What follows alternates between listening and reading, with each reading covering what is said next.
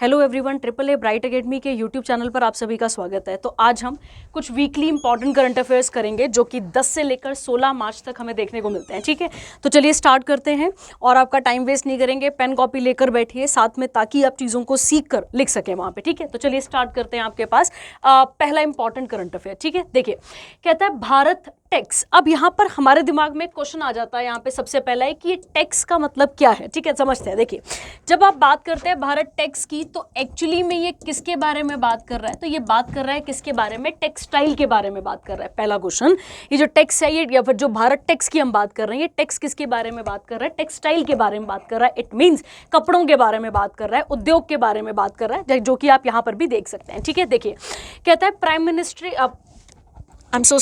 Prime Minister Narendra Modi inaugurated Bharat Tex 2024, the world's biggest textile event। अब ये समझने वाला हो गया हमारे लिए कि ये वर्ल्ड का क्या माना जाता है कि वर्ल्ड का बिगेस्ट टेक्सटाइल इवेंट है जो कि कहाँ पर हो रहा है? भारत मंडप, प्रगति मैदान, और कहां पर हो रहा है? नई दिल्ली में। तो ज्यादा करके क्वेश्चन पेपर में क्या रह सकता है? नई दिल्ली वाला रह सकता है, बट अदरवाइज आपको ये भी क्लियर रखना है कि किस बिल्डिंग या फिर किस जहां कहां पर हो रहा है ये। तो भारता मंडप करके या भारत मंडप करके एक बोल सकते हैं आप इवेंट के लिए जगह है, वहां पर ये हो रहा है। ठीक है, कहता है ये जो इवेंट है अब ये एक प्लेस में नहीं हो रहा, मतलब इसके दो वेन्यूज है वेरी इंपॉर्टेंट। उसमें से एक का नाम क्या आता है? भारत मंडपम, याद रखना है, और दूसरा आता है आपके पास Yashobhoomi, two of the India's largest exhibition centres. तो ये दोनों इंपॉर्टेंट सेंटर्स हैं जो कि हमारे लिए बड़े इंपॉर्टेंट बन जाते हैं। एक तो आपको याद रखना है कि भारत टेक्स 2024 चल रहा है, ये वर्ल्ड का अगर हम माने तो बिगेस्ट टेक्सटाइल इवेंट है। ये हमें क्लियर हो गया कहाँ पर हो रहा है। तो दो वेन्यूज हैं इसके, उसमें से एक पहला वेन्यू आपको देखने को मिलता है भारत मंडपम, और दूसरा आपको कहाँ देखने को मिलता है? तो आपको क्लियर रखना है यशोभूमि में देखने को मिलता है।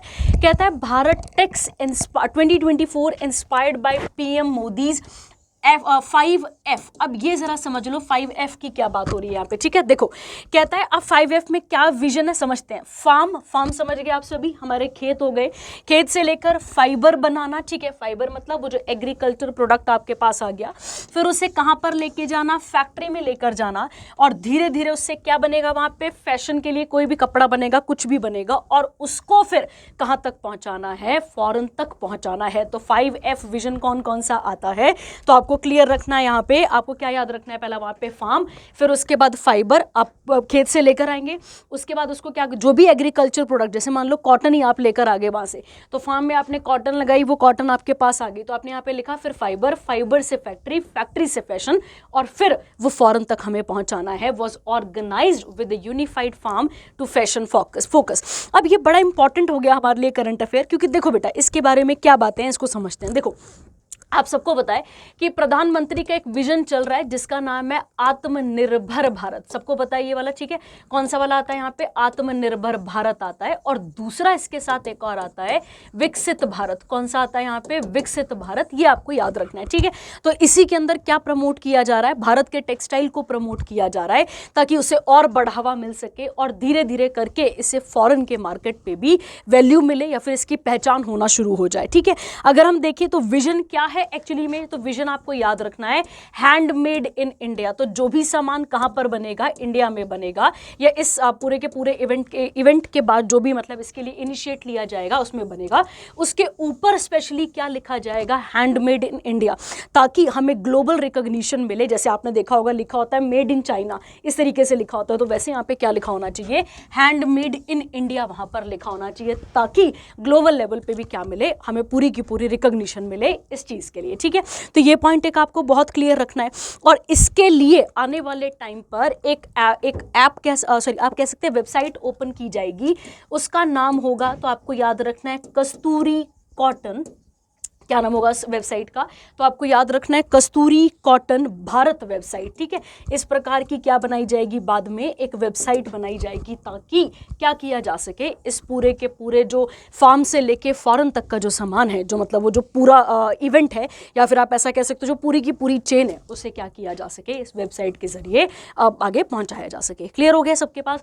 तो पहली कौन सी न्यूज़ थी आपके पास यहाँ पे? भारत टेक्स 2024 इन नई दिल्ली। अब आप मुझे एक एग्जैक्ट डेट बताएंगे बताएंगे कि जो नई दिल्ली है, ठीक है, नई दिल्ली जो है वो हमारी राजधानी कब बना था। तो आप मुझे बताएंगे कि राजधानी दिल्ली जो है, जो नई दिल्ली अगर हम बात करते हैं, ये हमारी राजधानी कब बना था। तो ये आप मुझे साथ साथ बताएंगे, ठीक है। चलिए आगे बढ़ते हैं इसके बाद और आगे देखते हैं अगला करंट अफेयर आपके पास, ठीक है।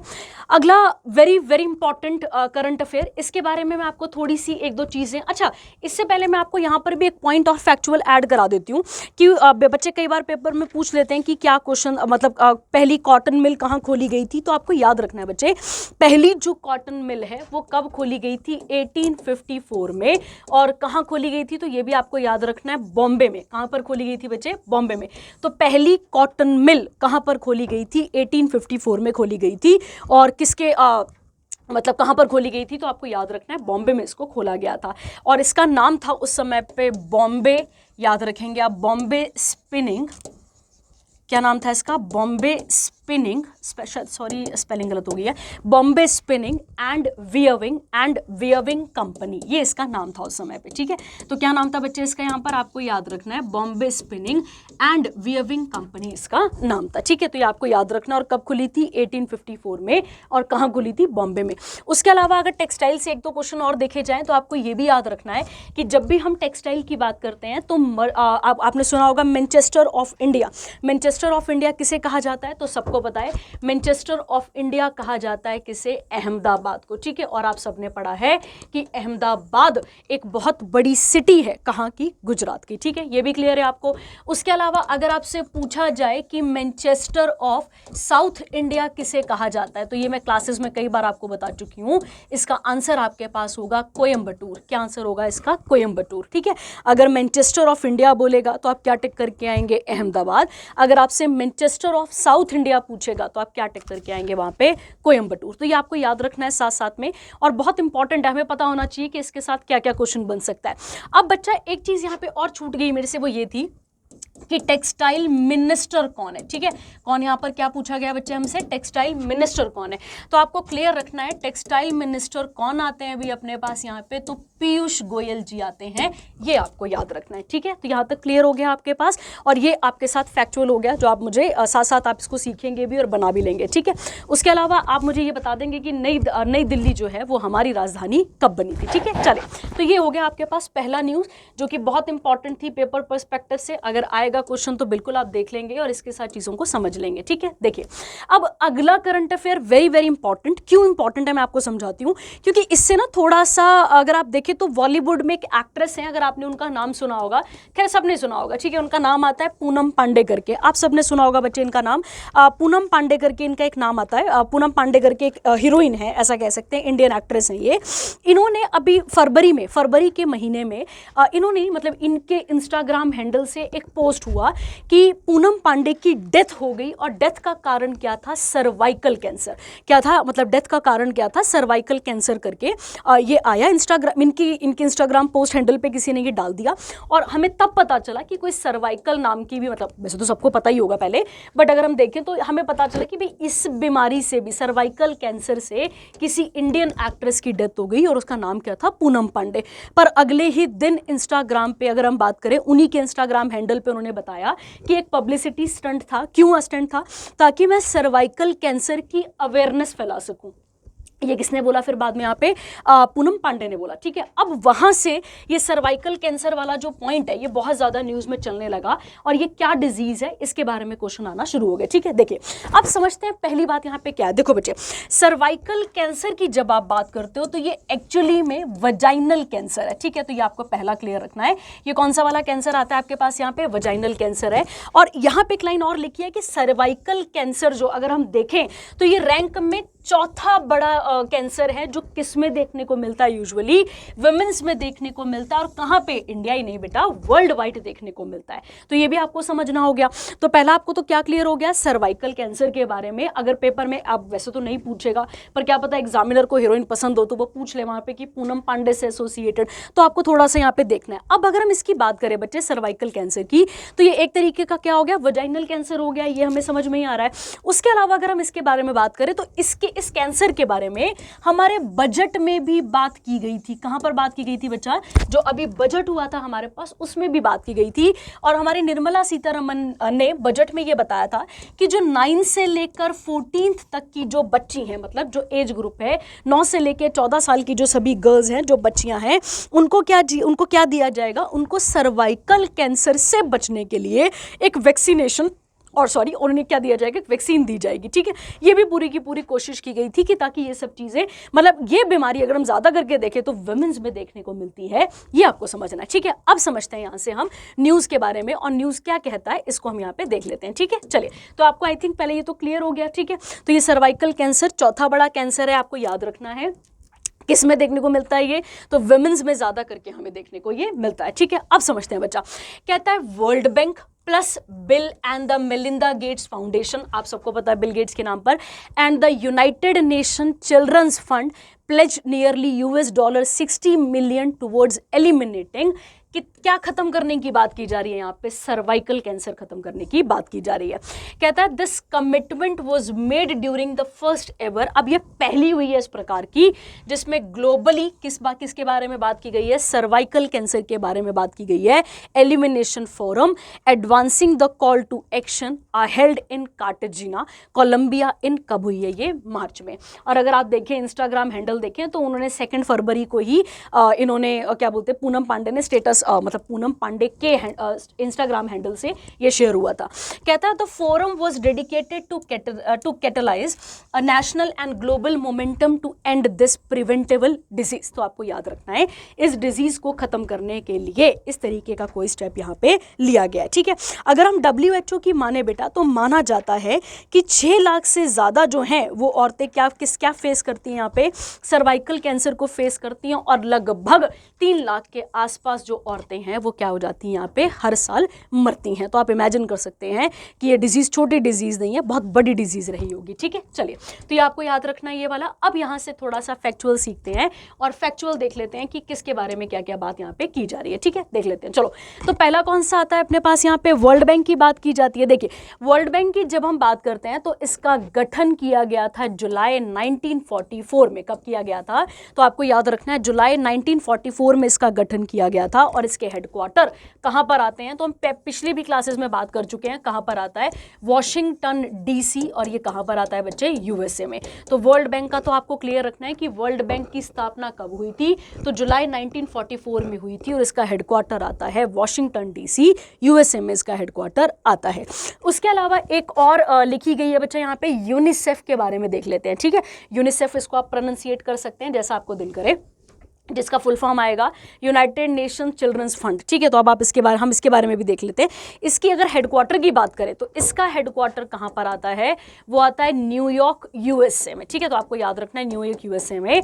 और इसका गठन हुआ था दिसंबर 1946 के आसपास। कब किया गया था? दिसंबर 1946 के आसपास इसका गठन किया गया था। ठीक है, ये भी आपको याद रखना है। उसके अलावा अगर आप देखें तो यहाँ पे एक और ऑर्गेनाइजेशन का नाम था bill and Melinda Gates foundation.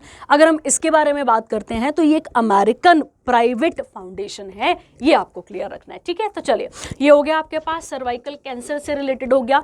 हमारे बजट में भी क्या लिखा गया था कि 9 से 14 साल की बच्चियों को क्या दिया जाएगा? वैक्सीन दी जाएगी, ताकि इस प्रकार के गंभीर कैंसर को क्या किया जा सके? रोका जा सके। ठीक है, तो ये भी हो गया आपके पास। Second news very very important paper के लिए बन सकता है, क्योंकि ये वैसे भी पेपर के लिए इंपॉर्टेंट बन सकता है बच्चे यहाँ से क्वेश्चन। ठीक है, चलिए देखते हैं थर्ड पे।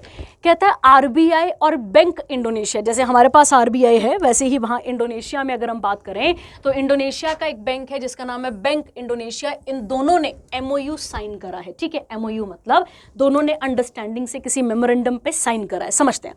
कहता है RBI की बात करें और इंडोनेशिया की बात करें, आप सबको पता है इंडोनेशिया की कैपिटल आती है जकार्ता। क्या कैपिटल आती है इसकी? जकार्ता। आपको याद रखना है। Signed a MOU for establishing a framework to promote the use of local currencies of both countries such as Indian rupee, जैसे INR लिखा हुआ है, and the Indonesian rupiah for the cross border transaction. तो एक तो आपको शायद थोड़ा बहुत समझ में आ रहा होगा, इसको और इजी करके समझते हैं। देखो पहले क्या करना पड़ता है, जब आप ट्रेड करते हैं या फिर जो एक्सपोर्ट और इंपोर्ट करते हैं लोग, उनको क्या करना पड़ता है, पहले अपनी करेंसी को चेंज करवाना पड़ता है। और चेंज करवाने में बेटा क्या होता है, देखो जब आप चेंज कराओगे तो उसमें भी पैसे लगते हैं, कुछ पैसों की कटौती होती है। तो इन सब से बचने के लिए या मर्चेंट क्लास को बेनिफिट देने के लिए इस प्रकार से क्या किया गया है कि एक ही करेंसी की यहां पर बात की गई है। कहता है it aims to provide the use of INR and IDR bilaterally. ठीक है, तो इंडोनेशियन रुपया हो, चाहे वो याद रखना है आपने, चाहे वो हमारा ये हो इंडियन रुपी हो, इसका प्रयोग करने की बात की गई है। अब क्या बोला है, ये जो MOU है ये हर प्रकार के अकाउंट ट्रांजैक्शन को कवर करता है।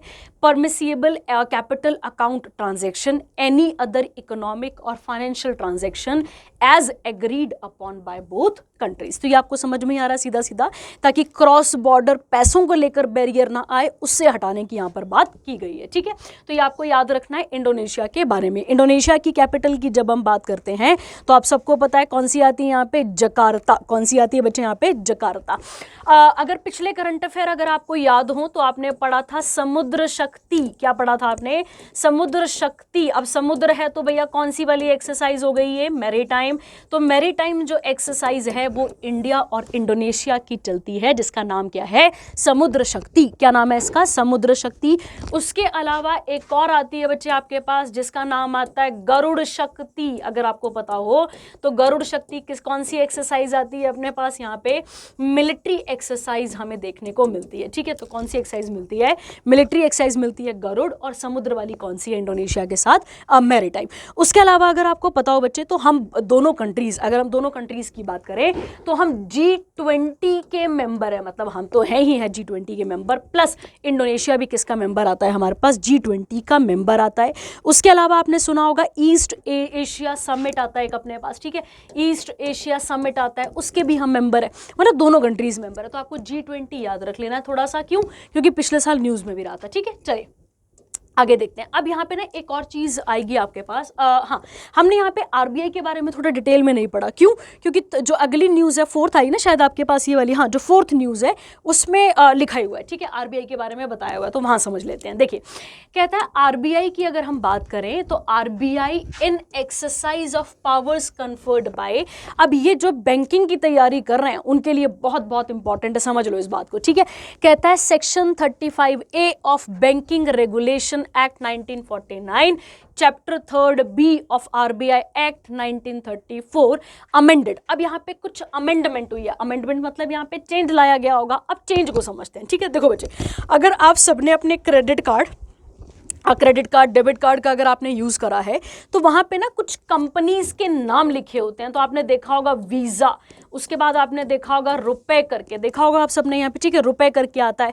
उसके अलावा कई बार कार्ड्स पे लिखा होता है मास्टर कार्ड, अगर आपको पता हो तो कई बार लिखा होता है मास्टर कार्ड। तो आपने कभी जब आप बैंक अकाउंट खुलवाते हैं या फिर आप क्रेडिट कार्ड लेते हैं, डेबिट कार्ड लेते हैं, तो कभी आपसे पूछा जाता है कि भैया तुम्हें कौन सी कंपनी का यहाँ पे वो चाहिए, नाम चाहिए यहाँ पे, या किस कंपनी को आप यहाँ पे सपोर्ट कर रहे हैं, मास्टर कार्ड वाले को, वीज़ा वाले को, या रुपए वाले को। एग्जाम्पल देती हूँ, मैंने ICICI का कार्ड खरीदा, वहाँ पे लिखा हुआ है मास्टर कार्ड करके लिखा हुआ है। तो ये मैंने चूज थोड़ी करा है, ये तो बैंक का टाई अप है उस पर्टिकुलर कंपनी ऑर्गेनाइजेशन के साथ, और उसका नाम यहाँ पर लिखा हुआ है। एक और मैं आपको एग्जांपल देती हूँ। मान लो मैं और आप कोई सामान खरीदने के लिए गए और हमने वहाँ पे कार्ड से ट्रांजेक्शन करी, हमने पेमेंट कैसे करी, वहाँ पे कार्ड से करी।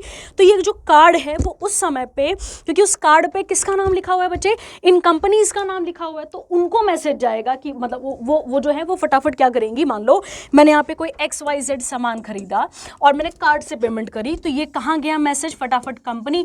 अब कंपनी ने इसको उठाकर किसको दे दिया भाई, फटाफट से बैंक को।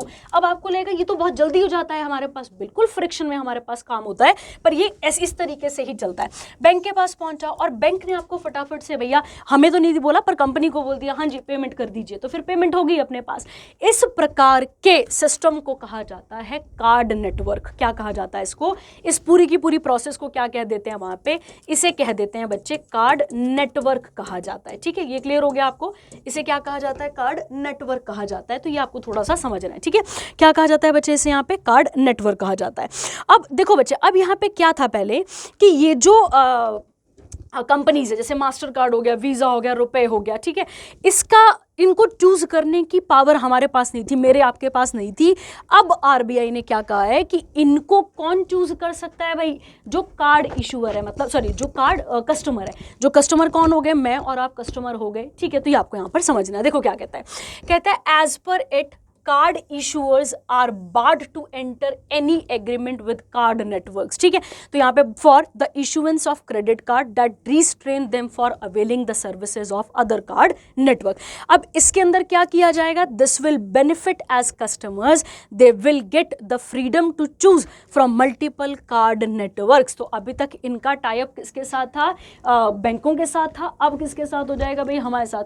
अगर हम क्रेडिट कार्ड ले रहे हैं तो अब हमारी यहाँ पे ऑप्शन होगा, या हमसे बैंक पूछेगा कि भैया बताइए कौन सी वाली आपको ये चाहिए, कौन सी वाली फैसिलिटी चाहिए। तो इस तरीके से अब हम यहाँ पर चूज कर सकते हैं। ठीक है, तो ये एक प्रकार का बहुत इंपॉर्टेंट करंट अफेयर हो गया हमारे लिए। ठीक है, अब यहाँ पर बात कर लेते हैं किसके बारे में, थोड़ा सा आरबीआई के बारे में बात कर लेते हैं।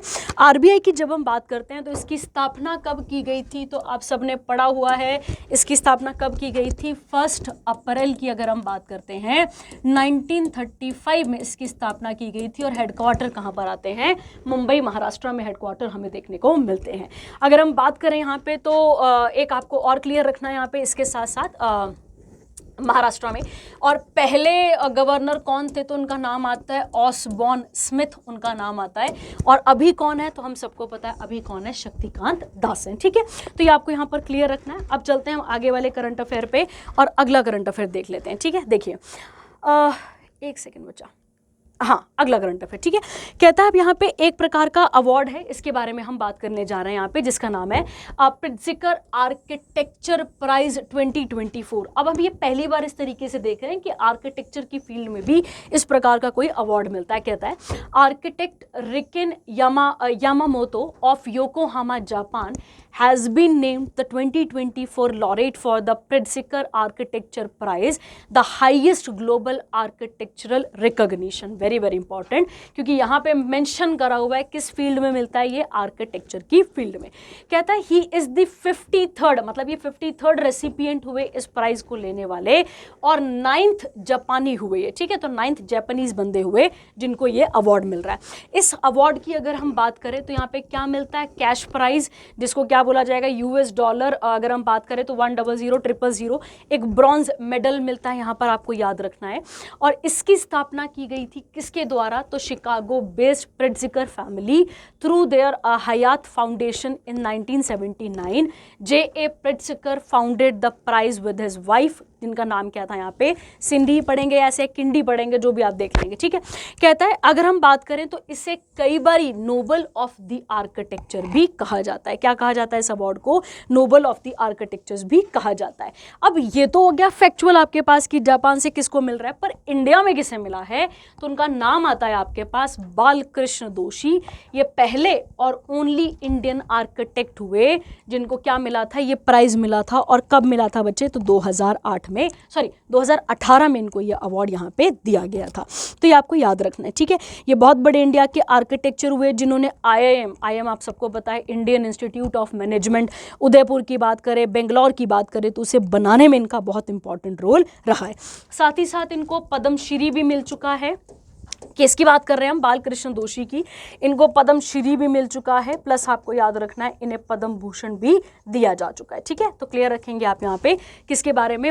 चलिए आगे देखेंगे। इसके बाद यहाँ पर आपके पास अब आती है अगली न्यूज़। ठीक है, ये पेपर के लिए बहुत इंपॉर्टेंट करंट अफेयर हो सकता है कि इंडिया में किसको मिला था, तो बालकृष्ण दोषी को मिला था। ये आपने यहाँ पे याद रखना है। ठीक है, चलिए आगे बढ़ते हैं। इसके बाद अब आता है नीदरलैंड का एक प्राइज है, वो मिला है किसको, एक इंडियन राइटर को मिला है। ठीक है, जिनका नाम क्या आता है, अमिताभ घोष। क्या नाम आता है बच्चे यहाँ पर इनका, तो अमिताभ घोष आपको यहाँ पर याद रखना है। ठीक है, क्या नाम आता है इनका यहाँ पे, सॉरी एक मिनट के लिए, अमिताभ घोष इनका नाम आता है। ठीक है, अगर हम इनके बारे में बात करें बच्चा, तो ये नीदरलैंड का अवार्ड है जो इनको मिल रहा है यहाँ पे। ठीक है, अब देखिए क्यों मिल रहा है, क्योंकि इन्होंने जो हमारे प्लैनेट अर्थ पे जो क्राइसिस आ रहा है, चाहे वो क्लाइमेट को लेकर हो, अगर हम बात करें तो क्लाइमेट चेंज, और प्लस जो हमारे पास क्राइसिस आ रहा है, उस क्राइसिस में वाटर को देख सकते हैं, सारी चीज़ों को काउंट कर सकते हैं, उसके बारे में यहाँ पर बात की गई है। अगर हम इनकी बात करें तो he was honoured for his contribution. अब थीम क्या बताई है इन्होंने यहाँ पे, तो इमेजिनिंग द अनथिंकेबल, ठीक है, इमेजिनिंग द अनथिंकेबल। उसके बाद आता है the theme refers to the expression of जो ग्लोबल क्राइसिस, जो चेंज हमें देखने को मिल रहा है हमारे पास, उसको रिटन वर्ड्स में लिख कर दिया है।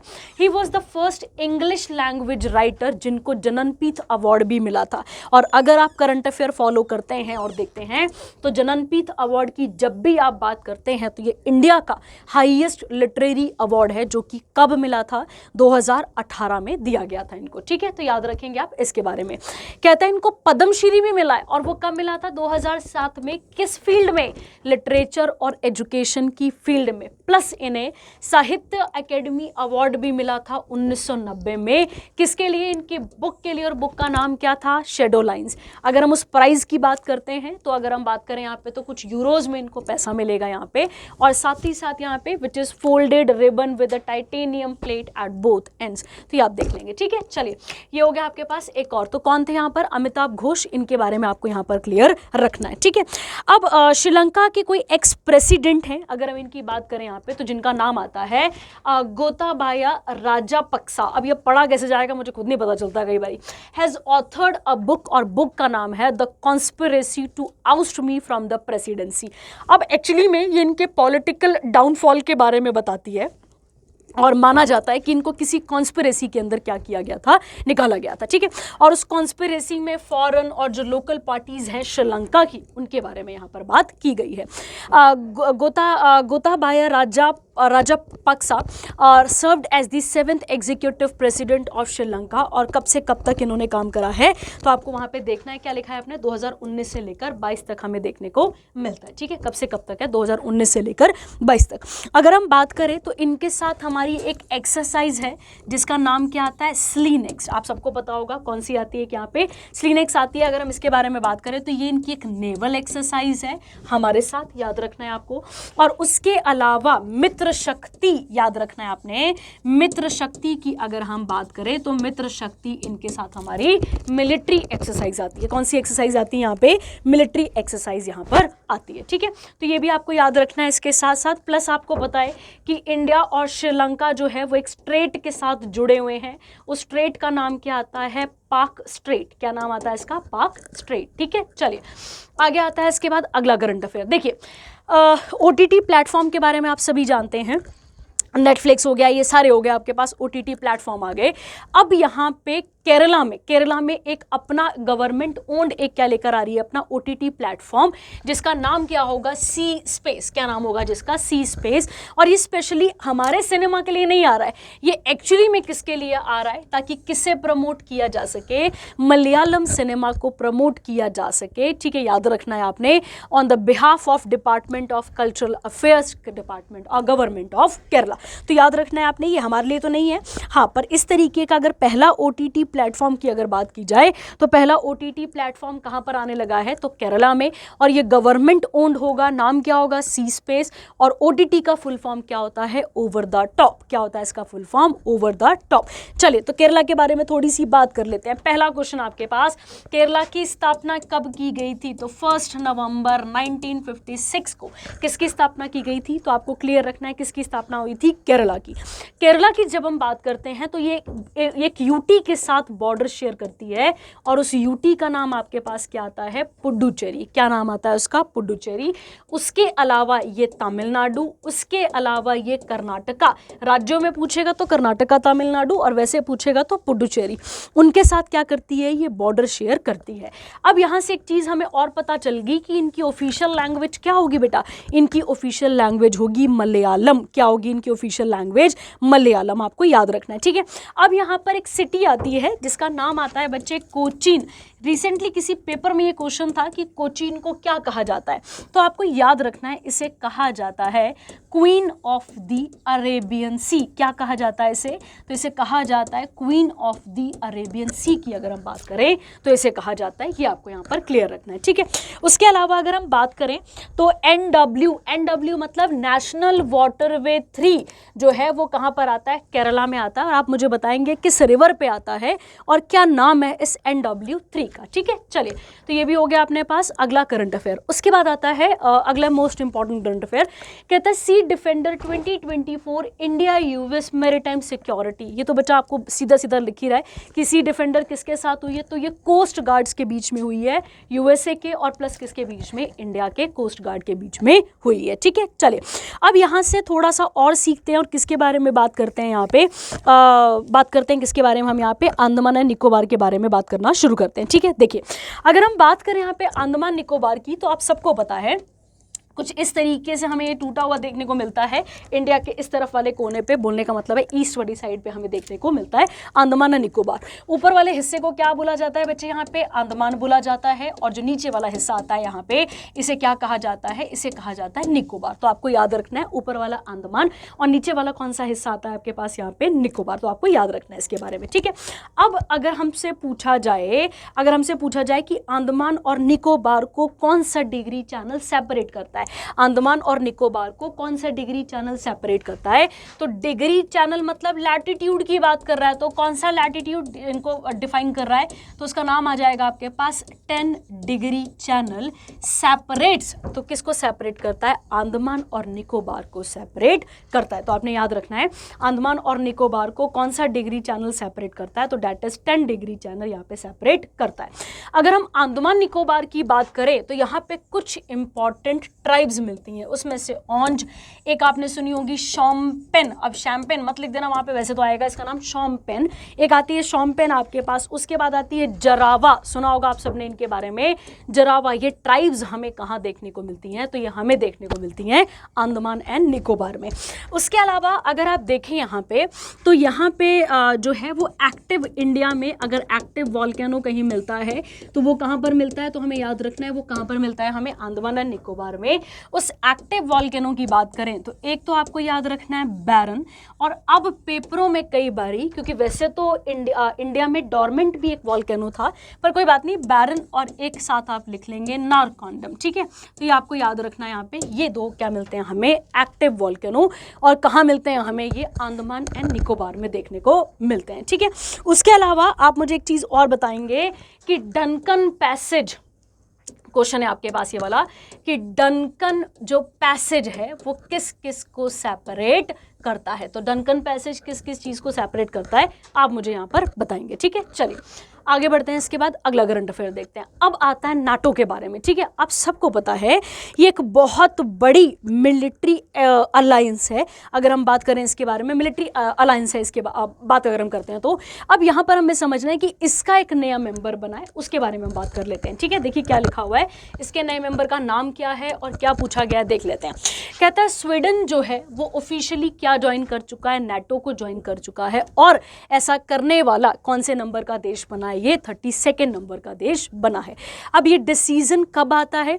In the wake of security concerns in Europe following Russia's invasion of Ukraine. आप सबको पता है कि यूक्रेन पर हमला हुआ था, सबको पता है इसके बारे में। कहता है Ulf Kristersson, prime minister of Sweden, deposited Sweden's instrument of accession to NATO. NATO को याद रखना है आपने, नाटो को और किस नाम से जाना जाता है? Washington treaty with Antony John Blinken, जो कि सेक्रेटरी ऑफ स्टेट है, and the United States of America as a depository of the treaty, ठीक है।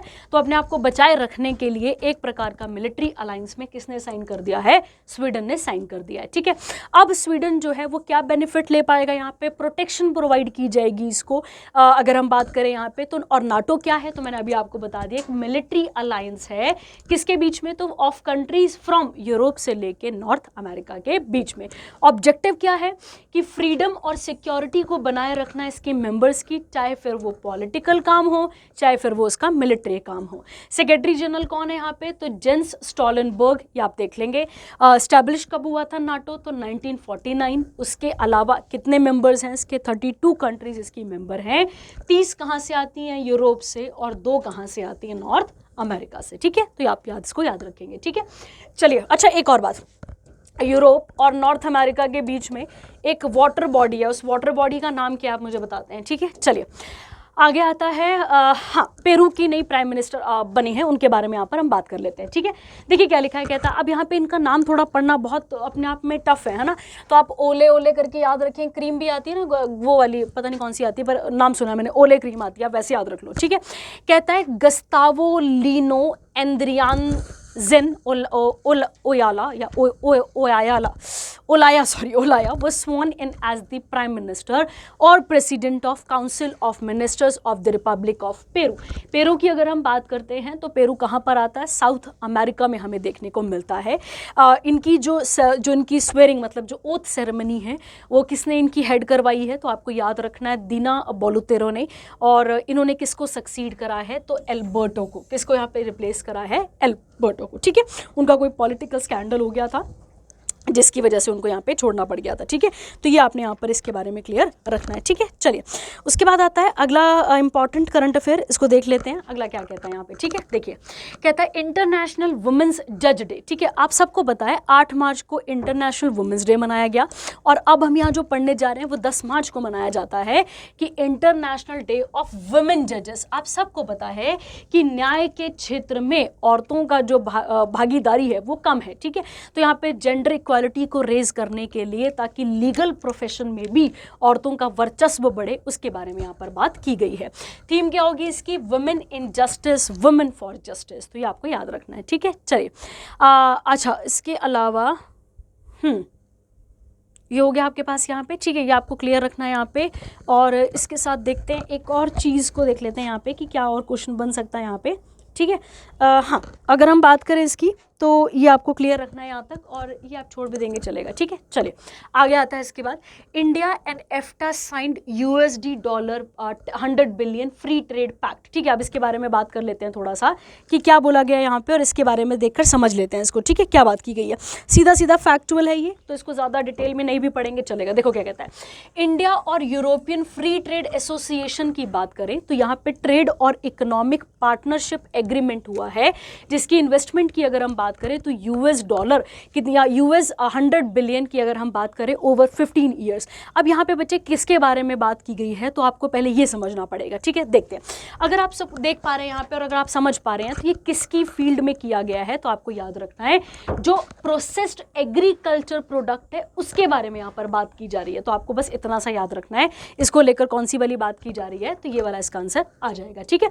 अब देखते हैं यहाँ से, कहता है India Europe free trade association, इन्होंने साइन करा है एक ट्रेड इकोनॉमिक पार्टनरशिप एग्रीमेंट, और इसमें इन्वेस्टमेंट की कमिटमेंट की गई है, ठीक है। उसके बारे में यहाँ पर बात करते हैं, और कितने कितने सालों के लिए, 15 सालों के लिए। अब कहता है TEPA, टेपा पढ़ सकते हैं आप इसे यहाँ पे, या एफ्टा पढ़ सकते हैं, commits to promote investment to increase the stock of foreign direct investment in India. अगर आपको याद हो तो FDI से रिलेटेड आपने स्वीडन से भी एक क्वेश्चन पढ़ा था पिछले करंट अफेयर में, अगर आपको याद हो तो मुझे बताएंगे आप। कहता है EFTA is the intergovernmental organisation, जिसमें आइसलैंड, उसके बाद है इसको जो भी पढ़ लेंगे आप, नॉर्वे, उसके बाद स्विट्जरलैंड, और EFTA offers 92.2% of tariff lines covering India के एक्सपोर्ट में, इतना ज़्यादा ये यहाँ पे प्रमोट करता है, ठीक है। चलिए आगे बढ़ते हैं, इसके बाद आगे देख लेते हैं यहाँ पे, आगे आता है इसी से रिलेटेड, आगे बढ़ रहे हैं, ठीक है। कहता है EFTA makes market offers 100% coverage to non agriculture product and tariff concession on processed agriculture product, ठीक है। तो कुछ कंसेशन किस में मिलता है यहाँ पे, जो प्रोसेस्ड फूड होता है उसमें, और दूसरा किस में मिलता है यहाँ पे, तो नॉन एग्रीकल्चर प्रोडक्ट में। एफ्टा की स्थापना कब हुई थी, 1960 में, ये आपको क्लियर रखना है यहाँ पे। और इसकी कंट्री जो है वो कौन कौन सी आती है, आप यहाँ पे देख लेंगे, ठीक है।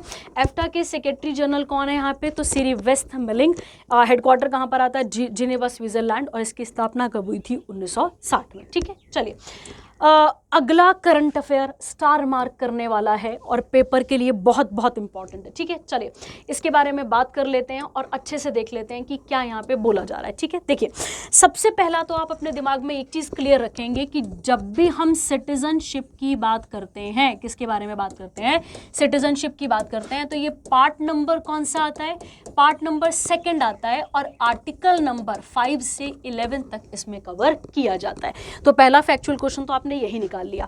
अगर आप सभी को 2019 का थोड़ा बहुत करंट अफेयर याद हो, या फिर अगर आपने CAA के बारे में लॉकडाउन में भी बहुत सुना है, उसी से रिलेटेड ये न्यूज़ पूरी की पूरी आती है। देखिए क्या कहता है, कहता है मिनिस्ट्री ऑफ होम अफेयर्स, जिसमें अमित शाह आते हैं, इन्होंने नोटिफाई कर दिया है the rules under the citizenship amendment act 2019। अगर हम देखें तो ये कई बार अमेंड हो चुका है सिटीजनशिप का मैटर। पहला कब हुआ था तो आप याद रखेंगे 1955 में, उसके बाद 1986 में अमेंड हुआ, 1992 में अमेंड किया गया। उसके अलावा अगर हम बात करते हैं यहाँ पे तो 2003, उसके बाद आ जाता है आपके पास 5 में अमेंड किया गया, उसके अलावा 2015 में अमेंड हुआ। तो मतलब एक दो बार नहीं, बहुत बार अमेंड हो चुका है।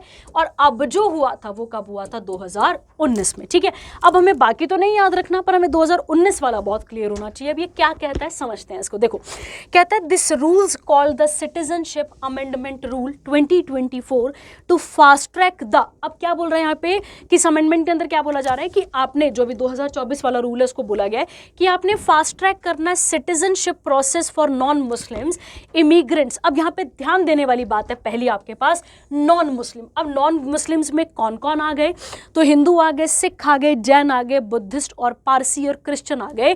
जो कहाँ से आए हैं, देखो भाई, ये ऐसे इस कम्युनिटी के लोग, मुस्लिम्स को छोड़कर इन कम्युनिटी के लोग अगर किसी देश में, किसी बोलने का मतलब है 3 देशों में, 3 देश कौन कौन से, बांग्लादेश, पाकिस्तान और अफगानिस्तान, इन देशों में अगर इनको प्रताड़ित किया जा रहा है तो इनको भारत सरकार ने क्या देना था भैया, तो इनको नागरिकता देनी थी। अगर ये कब से पहले आ चुके हैं, इंडिया में एंटर कर चुके थे कब, 31 दिसंबर 2014 से पहले। क्लियर हो गया सबके पास। और इसी के लिए शाहीन बाग आपने सुना होगा, दिल्ली में बहुत सारा प्रोटेस्ट चला था वहां पे जब हम कोविड के दौर पे थे। ठीक है, तो आप देख पाएंगे वही उसी चीज को आगे लाया गया। कहता है the rules are notified over 4 years after parliament pass this law on December 11, 2019।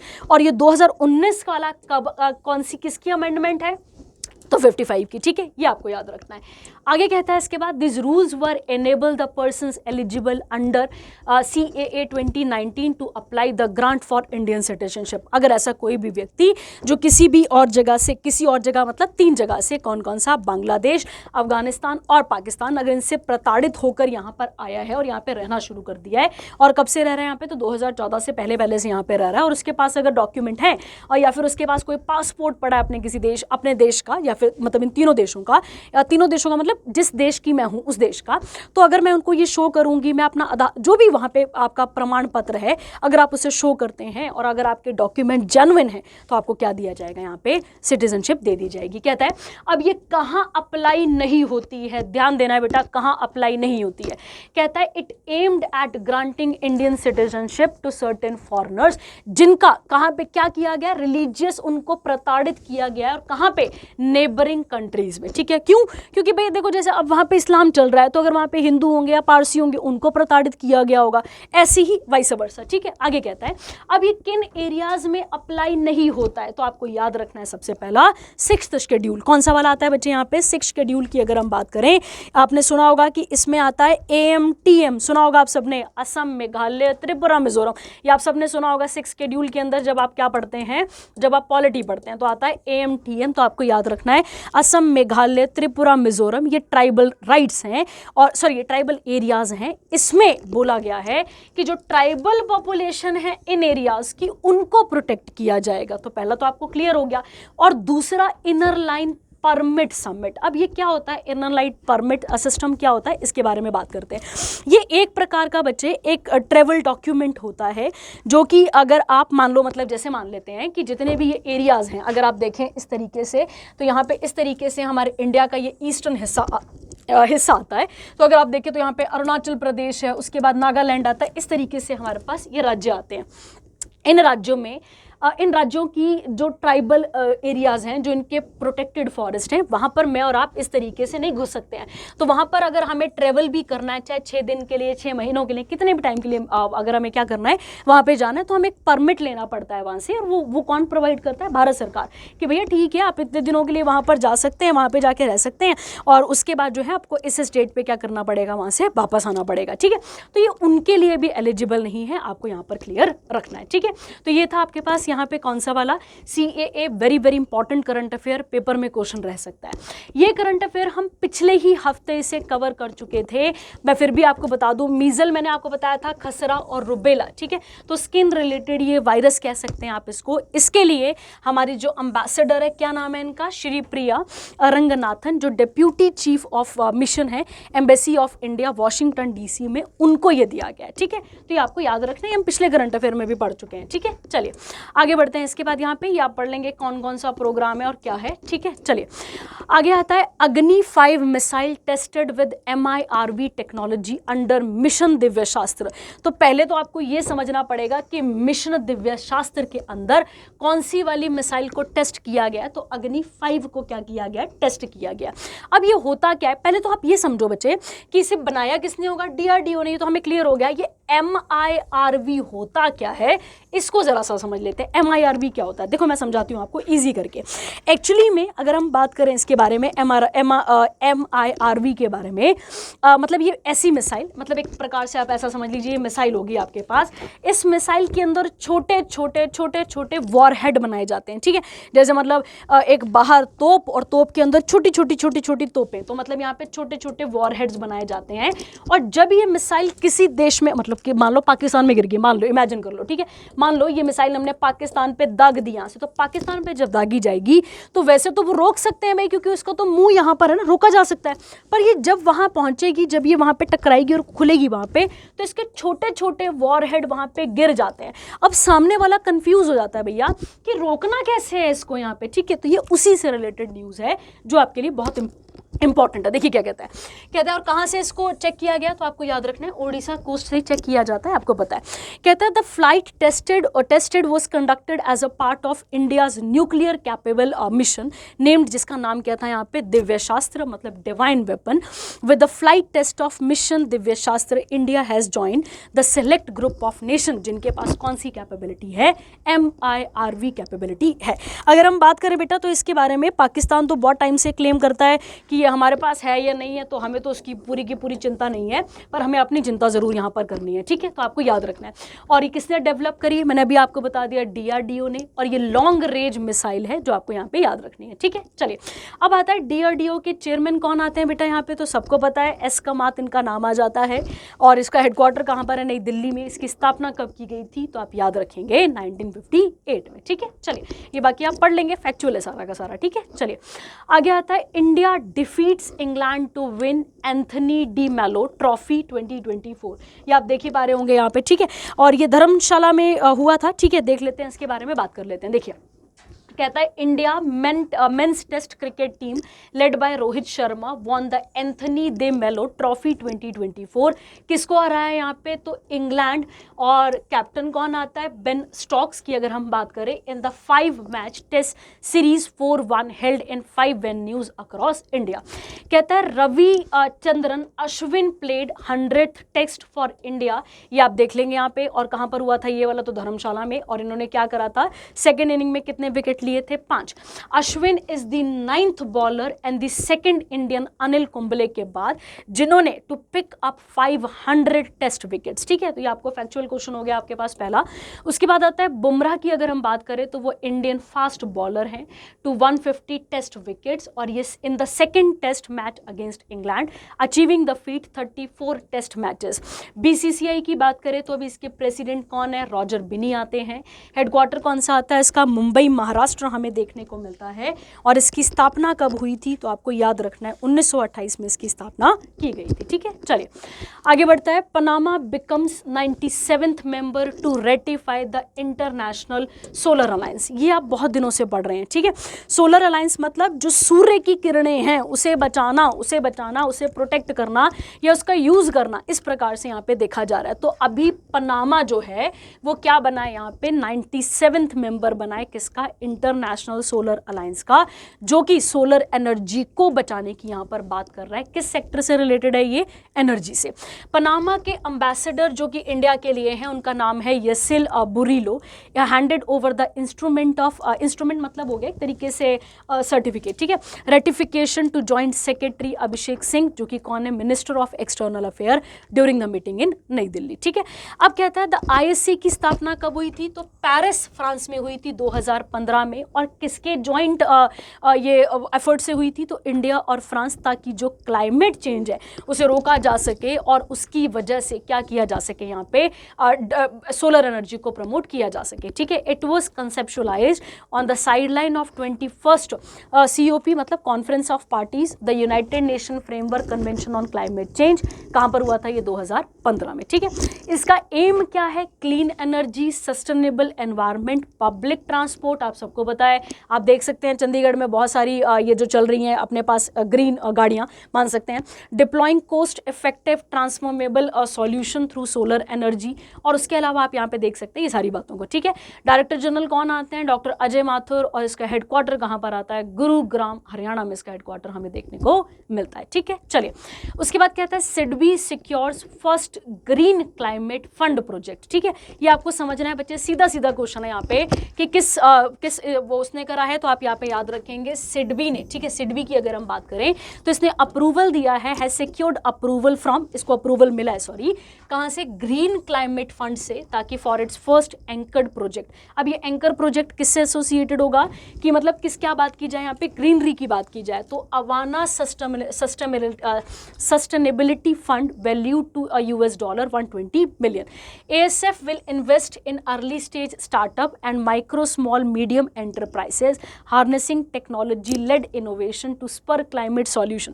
तो सीधी सीधी बात है, हम किसके बारे में बात कर रहे हैं यहाँ पे? क्लाइमेट चेंज के ऊपर, ताकि उसका ऑल्टरनेट यहाँ पे यूज किया जा सके, ठीक है। चलिए, या बाकी देख लेंगे इसमें क्या क्या चीज़ें इसके अंदर आती हैं, ठीक है। चलिए, आगे आता है आपके पास यहाँ पे पाकिस्तान के 14th प्रेसिडेंट बनते हैं, ठीक है।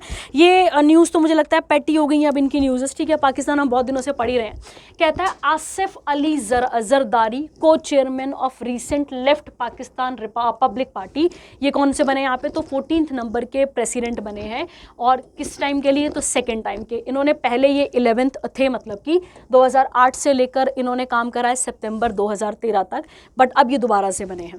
अगर हम इनको शपथ किसने दिलाई है, तो आपको याद रखना है काजी फैज ईशा ने इनको क्या दिलाई है? शपथ दिलाई है, ठीक है। चलिए, आगे बढ़ते हैं। इसके बाद कहता है बैडमिंटन फ्रेंच ओपन 2024, ये इंपॉर्टेंट है क्योंकि हमारे पेपर में यहाँ से क्वेश्चन बन सकता है, ठीक है। देखिए, ये शायद मैं आपको पहले भी करा चुकी हूँ इनके बारे में। ये कहाँ से बिलोंग करते हैं? आंध्र प्रदेश। और चिराग शेट्टी कहाँ से बिलोंग करते हैं? तो मुंबई, महाराष्ट्र से हमें देखने को मिलते हैं।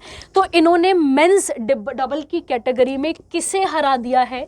चाइनीज ताई पाई ली जे हुई, अब परमात्मा जाने इनके नाम कैसे याद होंगे, Yang Pohsuan at the finals of the Yonex, कहां पर हुआ है? फ्रेंच यूनेक्स फ्रेंच ओपन 2024 में। ये 94th एडिशन था, आपको याद रखना है, ठीक है, इसके बारे में।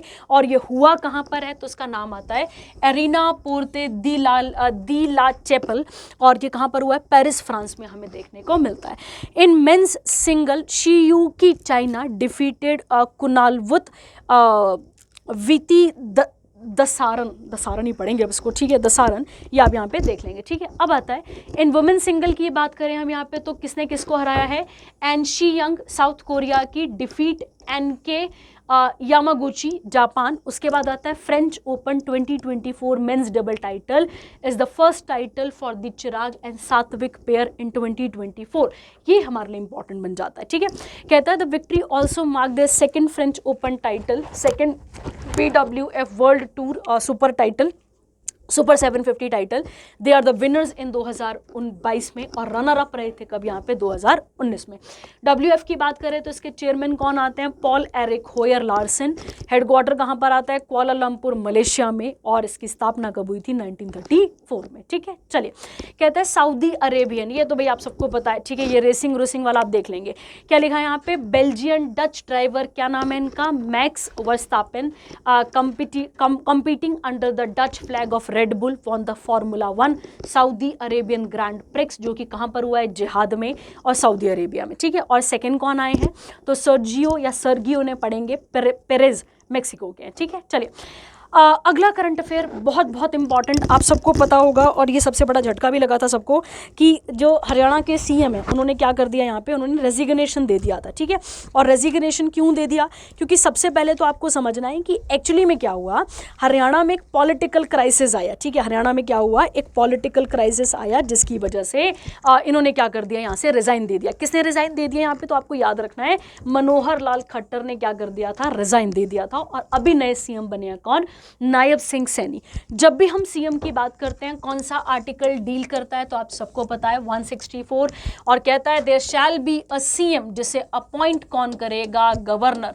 तो गवर्नर इस काम के लिए फ्री नहीं है कि वो किसी को भी उठाकर क्या बना देगा सीएम, पर वो किसे बनाएगा, जो पार्टी क्लियर मेजॉरिटी में जीत कर आएगी। तो एक्चुअली में क्या हुआ था कि बीजेपी और ये जननायक जनता, जो कि आपको पता होगा चौटाला करके आते हैं, ठीक है, दुष्यंत सिंह चौटाला, उनकी ये पार्टी आती है। इन दोनों ने मिलकर क्या बनाया था, 2019 में इलेक्शन हुए हरियाणा में और इन दोनों ने अलायंस बनाया था, ठीक है। बीजेपी मतलब क्लियर मेजॉरिटी से नहीं जीत पाई थी वहां पे, तो इन दोनों ने क्या करा था, अलायंस बनाया था। और अब वहाँ पे पॉलिटिकल क्राइसिस आया और इन्होंने क्या कर दिया, यहाँ से रिजाइन दे दिया, और इनके साथ जो बाकी मंत्री थे उन्होंने भी क्या कर दिया, यहाँ पे रिजाइन दे दिया। इसी चक्कर में नायब सिंह सैनी, जो कि Haryana state presidency of Bharatiya Janata party और एमपी है कुरुक्षेत्र कॉन्स्टिट्यूंसी से, इनको क्या बनाया गया है, 11th सीएम बनाया गया हरियाणा का। इनको शपथ किसने दिलाई है, कौन दिलाता है शपथ, गवर्नर। और क्या नाम आएगा उनका यहाँ पर, तो आपको याद रखना है बंडारू दत्तात्रेय, ये आपको यहाँ पर देखना है, ठीक है। तो ये बहुत इंपॉर्टेंट करंट अफेयर हो गया हमारे लिए, ठीक है। अब देखो बेटा, अब इसके पीछे क्या स्टोरी है बीजेपी की, क्या स्टोरी है इनकी, ये हमें बिल्कुल काम की नहीं है, हमारे इतना हमें डेप्थ में जाने की कोई ज़रूरत नहीं है, ठीक है। तो ये आप याद रख लेंगे। चलिए अगला बढ़ते हैं। इसके बाद national curriculum for ECCE early childhood stimulation. अब सबको पता है छोटे बच्चों की यहाँ पे बात हो रही है, और अगर हम बात करें तो कौन से बच्चों की यहाँ पर बात कर रहा है, 3 से 6 साल के बच्चे की, ठीक है। जो आंगनबाड़ी जाते हैं बच्चे, जो स्कूल जाते हैं, उनके बारे में बात हो रही है। कहता है the ministry of women and child development launch a national curriculum आप सबको पता है, एक पैरामीटर कह सकते हैं, for early childhood care and education for children from 3 से 6 साल के लिए, national framework for early childhood stimulation for children from birth to 3 years. तो आपको याद रखना है कितने साल से कितना, तो पैदा होने से 3 साल तक। The national curriculum for ECCE 24 aims to improve the quality of ECC। अब ये जो ECCE है, जो कि मतलब कब से बात कर रहा है, 3 से 6, और उससे पहले वाले जो बच्चे, उनको मतलब इन सब चीज़ों को ठीक किया जा सके।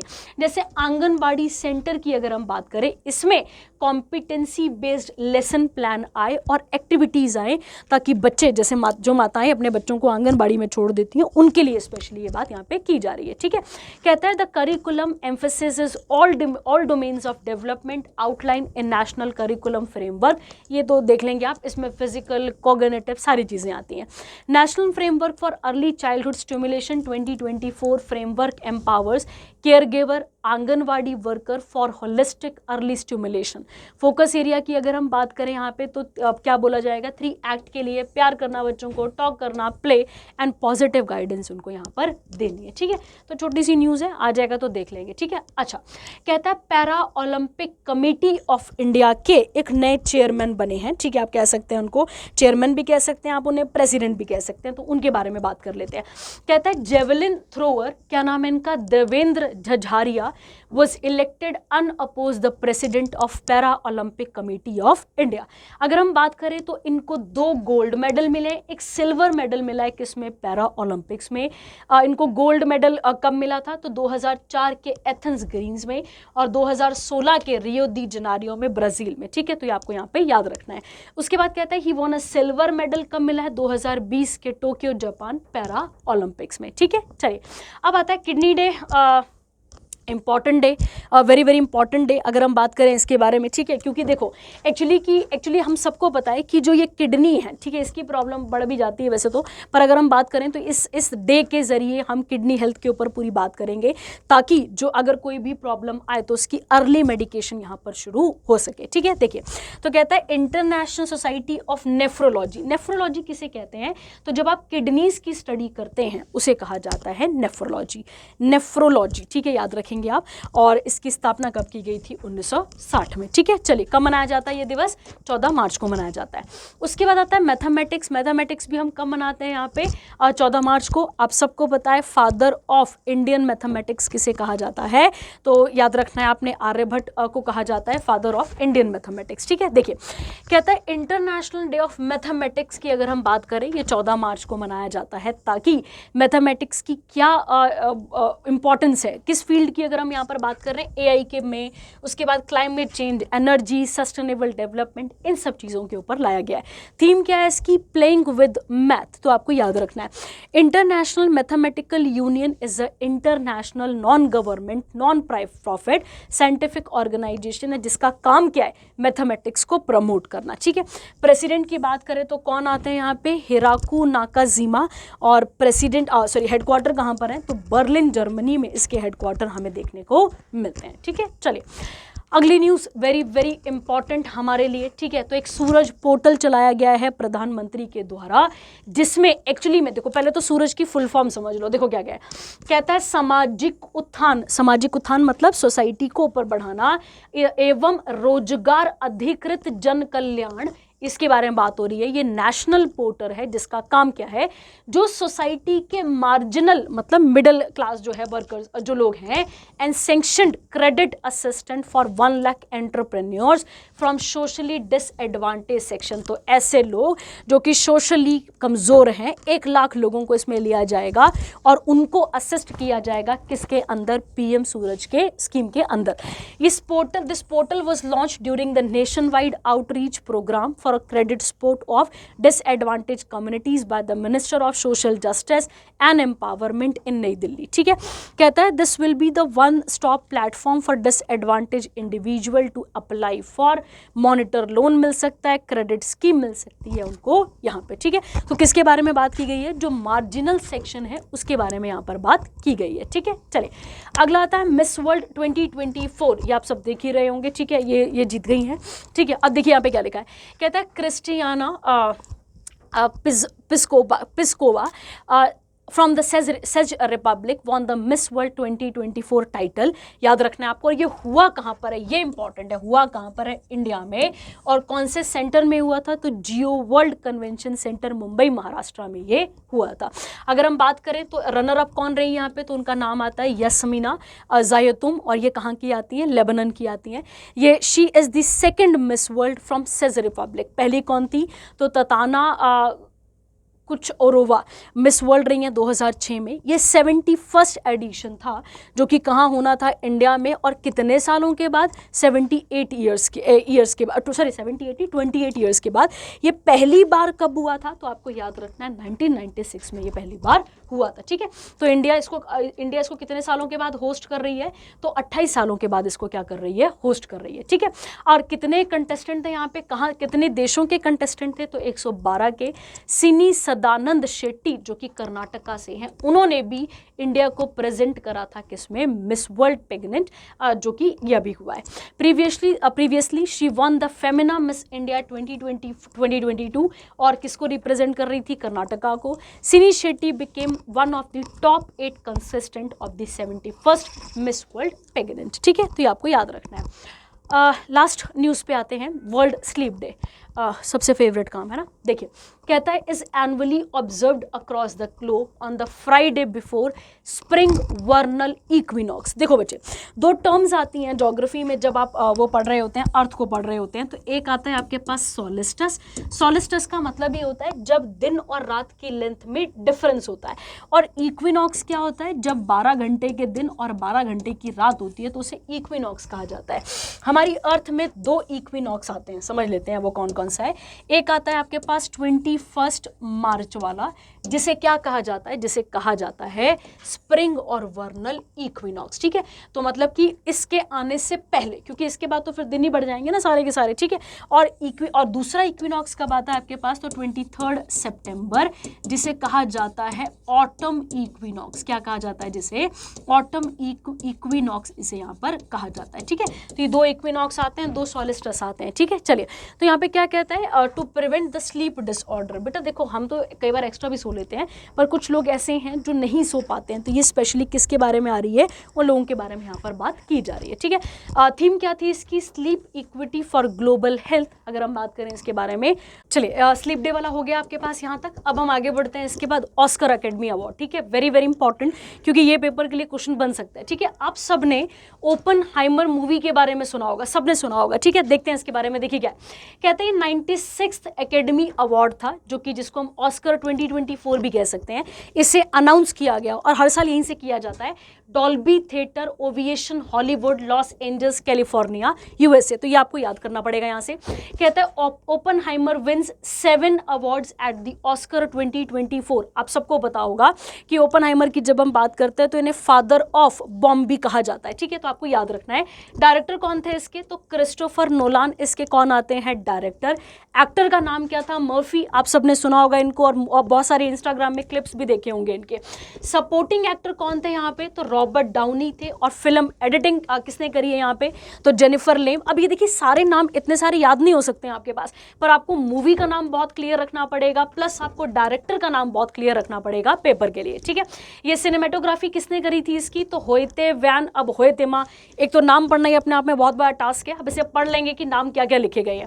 और पुअर थिंग एक और मूवी आती है आपके पास, तो वॉन 4 अवार्ड्स, इनको कितने मिले हैं, 4, पर ओपनहाइमर को सबसे ज्यादा है, इंक्लूडिंग बेस्ट एक्ट्रेस, उसके अलावा production design, makeup, hair styling और कॉस्ट्यूम डिजाइन, इस फील्ड में भी इनको दिया गया है। ठीक है, चलिए the zone of interest won 2 Oscar awards including best sound और बेस्ट इंटरनेशनल फीचर फिल्म।